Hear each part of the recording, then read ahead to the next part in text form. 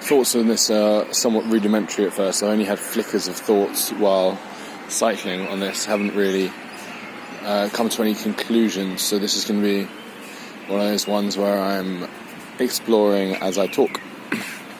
This is on our reactions to our thoughts and our ideas about our thoughts rather than those thoughts themselves, or maybe not even those thoughts, but just our behaviours generally. And that's how we perceive our actions is everything, and has nothing to do with what we actually do. So I run a couple of examples. My life, I don't think of myself as worrying at all. I don't really think of myself as getting nervous for things. And yet, say for example, if I'm preparing for a talk, I think about that talk a lot. I prepare a lot. I will make sure I get enough rest. I will do all sorts of things to make sure the conditions for it are right. I don't just turn up and do it. I really prepare. And same when I had to do competitions or big events or whatever. But subjectively, I don't think of myself as worrying or nervous. I think of myself as excited, passionate. And yet, those very same actions to another person could easily seem to be worries or nervousness. And then when they watch themselves doing these actions, they're like, oh my god, I'm worrying, oh dear, like blah blah blah. And that's the chat that goes in your head. Same way, a less flattering one is my patterns with, say, food. To realise that I like, compared to a relatively normal person, eat incredibly healthily, and have a few problems in terms of destructive eating habits and whatnot. And yet, my perceptions around my eating habits are more tense. So I look at myself just picking a little bit of food here and there, and then I beat myself up for it, which is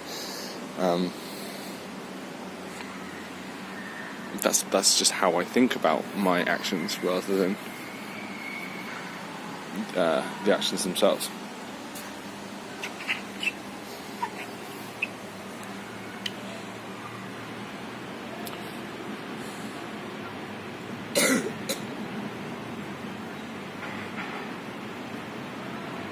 So I think like what we can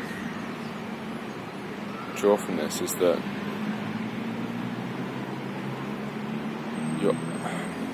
I really think that every action, everything can be viewed in different ways. And while the habitual reaction to our actions or to the world or whatever might be quite strong in terms of our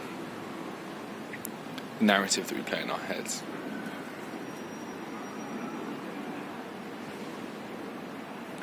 just knowing that is something which can be looked at from different angles is enough to make you take that internal dialogue a bit less seriously and let go of it. And also it empowers you to be a little more, for want of a better word, present, which is to say, just to notice the dialogue and then just notice it, and then in that moment you notice it drops, and you are there just experiencing your actions as they are. So another fantastic example is recently I was ill, and usually when ill you have these sort of ruminatory thought patterns I say, oh, no, how do I make myself better, blah, blah, blah, blah, blah, whining. And then in some precious moments I notice myself whining, and then the whining stops, and I just see my body as it is. And while it's ill, it doesn't feel, in a sense, bad or difficult. There's a little freedom in that moment. So that dialogue is turned off, and actually the new thought can plop in saying, this is my body doing what it wants to do. It wants to recuperate. Let it work its magic.